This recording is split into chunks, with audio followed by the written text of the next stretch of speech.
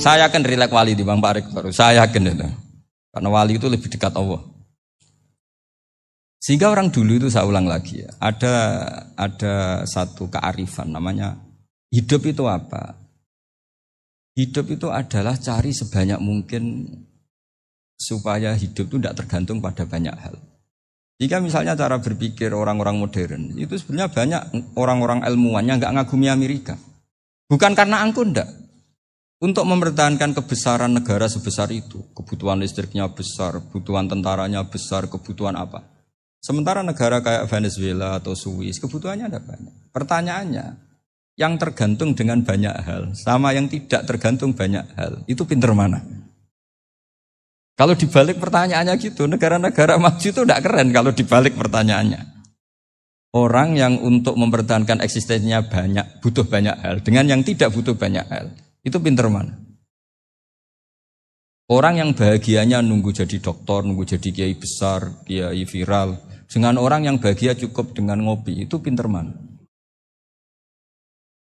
Tapi kalau dibalik pertanyaannya, orang yang taunya nikmat hanya kopi, dengan nikmat yang banyak, pinter mana? Makanya Mbah Mun itu kalau guyon itu lucu.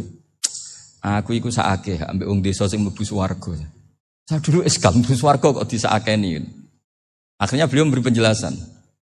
Wong desa iku roe pakanan enak, iku mau kopi mbek uduk. Lah swarga iku mau nuruti sing dikarepno.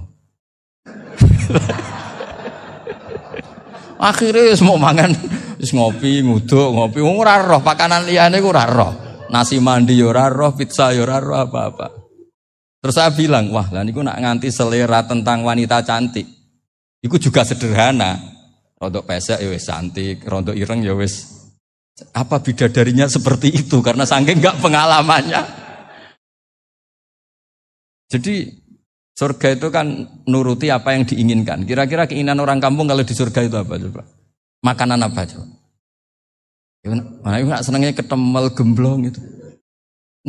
Artinya malaikat lebih suka nangani surganya orang-orang kampung timbang Pak Rektor. Ini sudah ribet ini. Makanan apa saja sudah harus dicoba. Ya. Terus kalau di mall tahu orang macam-macam, seleranya macam-macam pasti itu. Enak mana kalau sampai jadi malaikat pelayan surga? Suka ngelayani orang kampung apa yang orang kota? Orang kampung kan? Jadi ya itu guyon tapi itu menjadi pikiran kita bahwa orang yang banyak kebutuhan itu sebetulnya banyak kebodohannya karena menggantungkan kebahagiaannya dengan banyak hal. Makanya Imam Syafi'i ngendikan istighna itu apa? Al-istighna anisya'i. Yang dikatakan kecukupan adalah berusaha sebanyak mungkin banyak hal tidak kamu butuhkan. Bukan memenuhi semua kebutuhan kamu karena nafsu kamu ini tidak ada batasnya gitu. Kalau kamu penuhin nggak akan selesai. Itu ada perempuan yang kurang cantik itu minta doa saya, Gus doain suami saya kaya, terus tak guyonin, terus gak minta. Kalau suami kamu kaya, yang pertama dirubah itu apa? Rumah supaya rumah saya bagus. Kedua apa? Mobil supaya mobil saya bagus. Nanti yang dievaluasi itu kamu. Mobil bagus, Alphard, rumah mewah, istrinya kamu pasti itu dievaluasi. Langsung enggak usah sudah gini aja kan. Jadi pertama yang dievaluasi itu kaya itu coba kalau suami kaya itu yang dievaluasi pertama rumah ya. Rumah ganti. Setelah itu apa? Mobil. Kira-kira berikutnya. Akhirnya sudah enggak jadi. Nabi Ibrahim itu pernah minta umur panjang. Keren umur panjang. Sama Allah enggak dijawab. Datang orang tua gitu mertamu ke Nabi Ibrahim. Terus disuguhi dikasih kurma. Apa itu? Kok kurma apa? Anggur yang sudah matang sekali. Sudah dimakan. Setelah dimakan meler keluar lagi. Dimakan lagi meler lagi. Terus Nabi Ibrahim masuk lagi ke kamar. Ya Allah doanya tak cancel. Nanti kalau saya tua kayak itu. Jadi Allah itu enggak jawab langsung tapi ngirimkan itu. Akhirnya ya Allah enggak jadi. Nanti takut itu. Saya pernah ngalami jadi kiai tadi ada ibu-ibu ya enggak pati cantik lah. Suaminya tuh miskin sekali. Minta doa saya supaya kaya. Bareng tak kasih pertimbangan itu udah enggak usah enggak jadi. Jadi itu kearifan. Tapi kearifan ini harus kita tanamkan. Saya enggak bisa membayangkan Indonesia yang besar ini andai kan enggak ada qanaah. nerimo ing pantum. Coba sekarang ada Covid. Andai kan Indonesia tuh kayak Perancis. Beberapa kali punya tamu orang yang hidup lama di Perancis, bahkan dapat istri orang Perancis.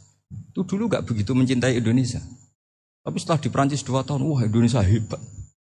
Di Perancis itu kata dia kalau cerita, semua kebutuhan masyarakat itu dibebankan ke negara. Apa saja minta negara, apa saja nyoal negara. Sementara Indonesia, coba kalau Indonesia mengalami seperti ini kok tidak ada konaan rimo ing pantum, bisa kios Indonesia. Orang miskin nyalahkan negara, kelaparan nyalahkan negara, apa saja. Ini barokahnya dididik kiai, jogeman nyalahno wong liya. Urip pun romo ing pandum, diame. Sampai gak ngerti kalau Covid. Banyak tuh orang-orang kampung itu, orang lugu-lugu itu. Mbah niki saking Covid, salam ning Covid, muga-muga umure panjang. Dikira Covid itu nama orang yang ahli sosial itu. Mbah niki dana saking Covid. Matur nuwun sampekno salamku, muga-muga umur panjang. Bingung kan yang nganterin ini. Ini gimana yang mau menjelaskan? Memang enggak paham. Ribet kan.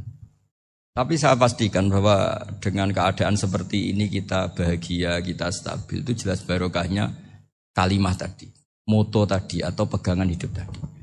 Makanya disebut al-ibarat qutun li'ailatil mustami'in, bahwa redaksi atau kata-kata atau pegangan atau filosofi hidup, apalah namanya itu adalah penyemangat. Penyemangat. Karena kata-kata ini memang luar biasa. Ketika sahabat perang demi kebenaran, zaman itu ya pasti benar karena yang dibela Nabi. Dulu itu kan enak zaman Nabi, yang dibela mesti benarnya, musuhnya mesti salahnya. Jika dulu itu memang harus tegas. Kalau sekarang mau tegas gimana? Yang kamu bela tidak mesti benar, musuhnya tidak mesti salah. Ribet kan kalau misalnya saya tukaran sama Pak Rektor, kamu mau bela mana kan bingung. Saya tidak mesti benar, saya tidak Nabi. Pak Rektor apalagi tidak mesti benar lagi kan? Ribet kan? Jadi kalau kita mau perang sekarang itu mau pede gimana? Enggak. Makanya banyak ulama sekarang itu mau tegas tuh enggak berani karena ya banyak hal yang abu-abu lah wilayahnya. Misalnya pilihan presiden atau pilihan bupati, pilihan menteri. Kamu mati-matian bela itu. Yang kamu bela tidak mesti benar, musuh kamu tidak mesti salah.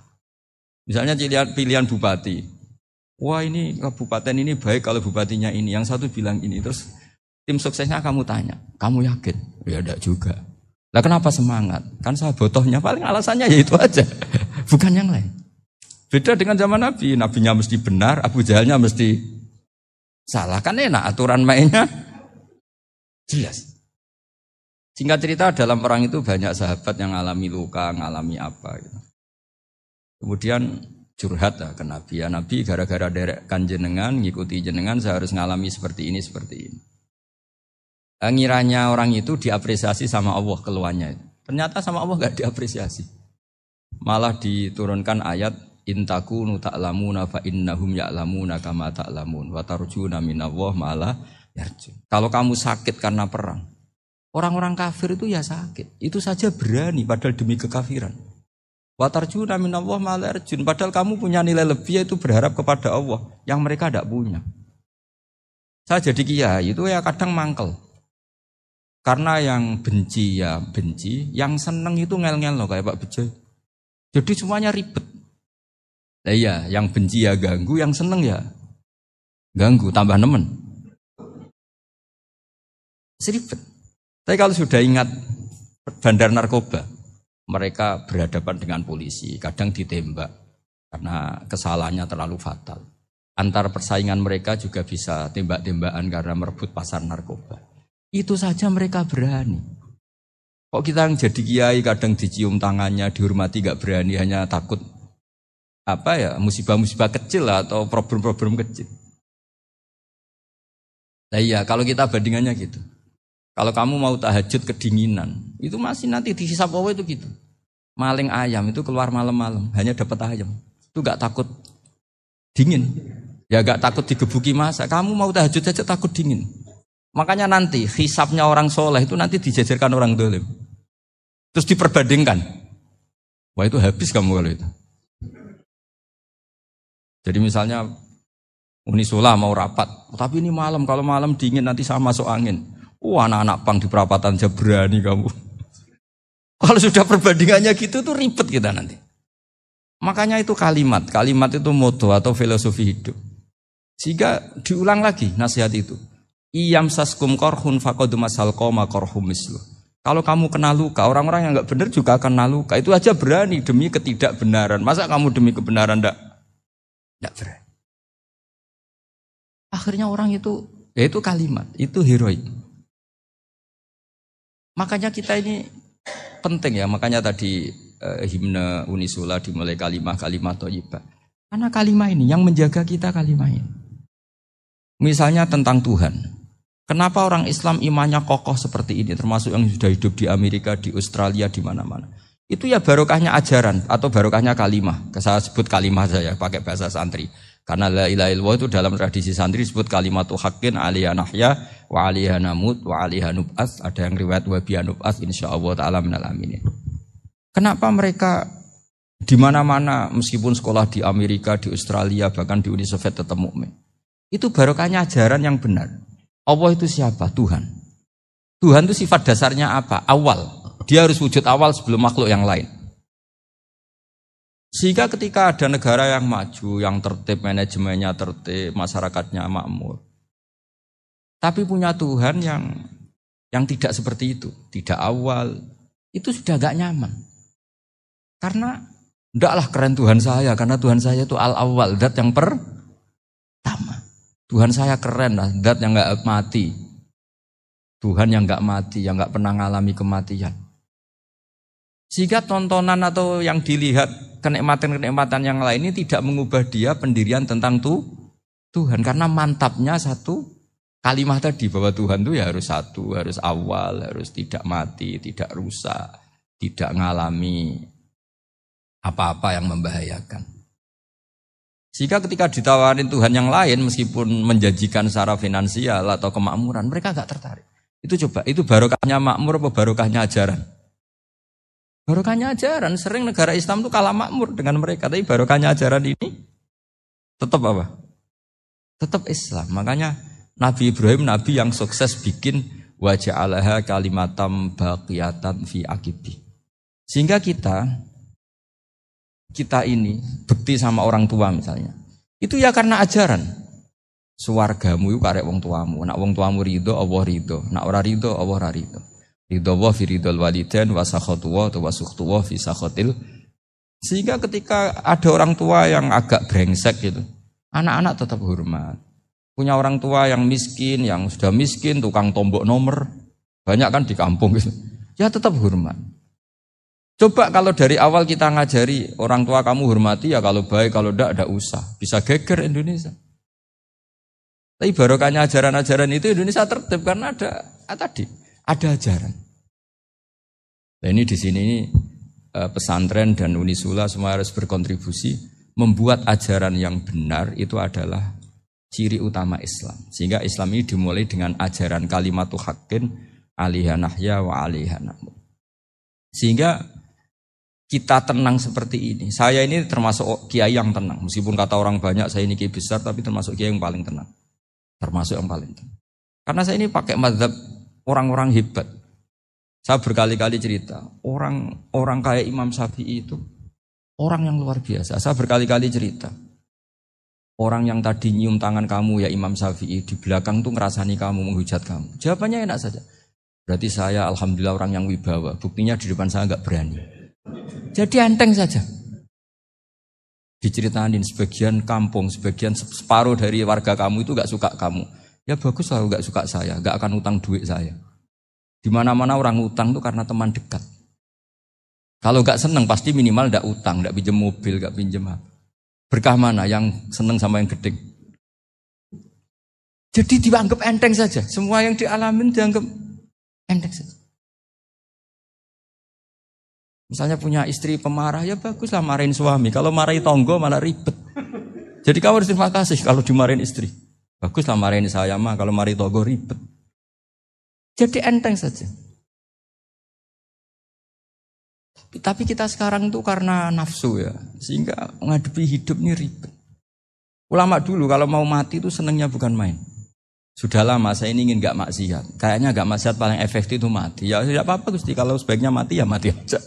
Enteng saja. Jadi melihat kematian itu akhir dari segala keburukan atau potensi keburukan. Apapun baik kita sekarang, suatu saat mungkin kita gak baik. Yang bisa menghentikan ketidakbaikan atau potensi ketidakbaikan itu apa coba? Mati kan? Berarti mati itu mengerikan apa menyenangkan? Mesti kamu tidak berani menjawab. Meskipun secara ilmu kamu berani, tapi secara rasa agak berani kan? Saya ulang lagi ya. Yang bisa menghentikan keburukan atau potensi keburukan itu apa coba? Apa? Kematian. Berarti kematian itu menyenangkan atau menyusahkan? Apapun kamu tidak berani jawab karena kamu agak-agak duniawi itu kelihatannya. Tapi secara ilmu, kamu tahu kan kalau mati itu tidak buruk-buruk banget. Karena apa? Itu akhir dari segala keburukan. Sehingga Nabi ngajarkan kalimat itu begitu luar biasa. Allahumma ahyini maka natil hayatu khairan li. Wa tawaffani maka natil wafatu khairan li. Nabi melihat dunia itu begitu indah. Ya Allah, kalau saya ini hidup, anggap saja hidup ini ziyadatan li fi kulli khairin, menjadi modal saya menambah segala kebaikan. Jika suatu saat saya mati, anggap mawon rohatan li min kulli syarrin, itu akhir dari segala keburukan saya. Subhanallah wa bihamdihi adada khalqihi wa ridha nafsihi wa zinata arsyihi wa kalimatihi. Subhanallah wa bihamdihi adada khalqihi wa ridha nafsihi.